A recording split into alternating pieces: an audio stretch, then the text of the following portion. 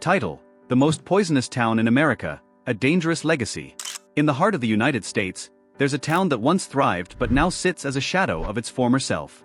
A town where danger lingers in the very soil beneath your feet, in the air you breathe, and in the water you drink.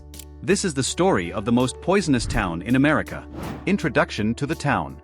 This is the town of Libby, Montana, a once thriving community nestled in the northwest corner of the state. It was known for its quiet charm, its close-knit community, and its proximity to the beautiful Cabinet Mountains. But beneath its peaceful exterior, Libby was hiding a deadly secret, one that would forever change the lives of those who lived here. Libby's history took a dark turn in the 1920s when the local vermiculite mine opened up. Vermiculite, a naturally occurring mineral, was used in everything from insulation to fireproofing. It was also, unbeknownst to many, laced with a dangerous substance, asbestos. The mining boom. For decades, the W.R. Grace and Company vermiculite mine was one of the largest producers of vermiculite in the country. The town boomed with workers flocking to Libby for employment, and families settled in to enjoy a prosperous life. But what they didn't know was that the vermiculite in Libby was contaminated with asbestos. Asbestos fibers, microscopic and invisible to the naked eye, were released into the air during mining and processing. These fibers could easily be inhaled, causing long-term, often fatal health problems. The hidden danger. Asbestos exposure is a silent killer. When inhaled, these fibers can become lodged in the lungs and lead to diseases such as mesothelioma, lung cancer, and asbestosis, a scarring of the lung tissue that makes breathing increasingly difficult. For years, Libby's residents had no idea that they were inhaling these toxic fibers. The mining company, W.R. Grace and Company, did little to warn the workers or the town about the danger. People went about their daily lives, children played in the streets, and life seemed normal. But behind the scenes, the damage was already being done. The health crisis unfolds. It wasn't until the 1970s that the first signs of trouble began to emerge. Workers at the mine started to develop strange, severe respiratory issues. Soon, it wasn't just the miners who were sick, it was their families too.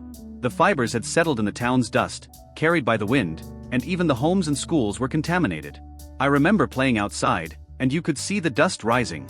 I never thought twice about it. But years later, I found out I had asbestosis. It was like a death sentence. By the time the town realized what was happening, it was too late.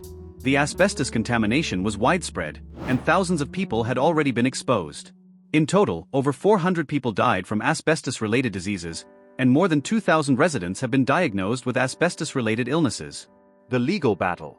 The town of Libby became the center of one of the largest environmental health scandals in U.S. history. In 2000, the Environmental Protection Agency, EPA, declared Libby a Superfund site, meaning it was one of the most contaminated places in the country. The mining company, W.R. Grace and Company, was eventually charged with criminal negligence for its role in the tragedy. In 2005, the company faced charges for knowingly exposing workers and the public to asbestos. Yet, despite the evidence, the company was acquitted in 2009, sparking outrage among the residents and their families. The ongoing legacy. Today, Libby's legacy remains a painful reminder of corporate negligence and environmental disaster. The town has never fully recovered from the effects of asbestos exposure. Many residents have moved away, seeking treatment or simply a safer place to live. We lost a lot of people, but we're still here. We're survivors. But the damage is done, and there's no going back. Lessons learned and hope for the future. While the devastation in Libby cannot be undone, the town has become a symbol for the importance of environmental safety and corporate accountability.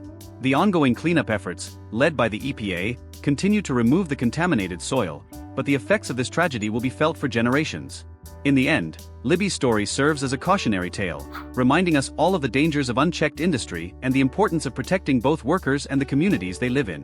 While the scars of the past remain, the people of Libby have found strength in their shared experiences, and their fight for justice continues. The most poisonous town in America may have been left behind by many, but the people of Libby will never be forgotten. If you found this story important, please consider subscribing and sharing to raise awareness about environmental health issues. Let's ensure that the mistakes of the past aren't repeated.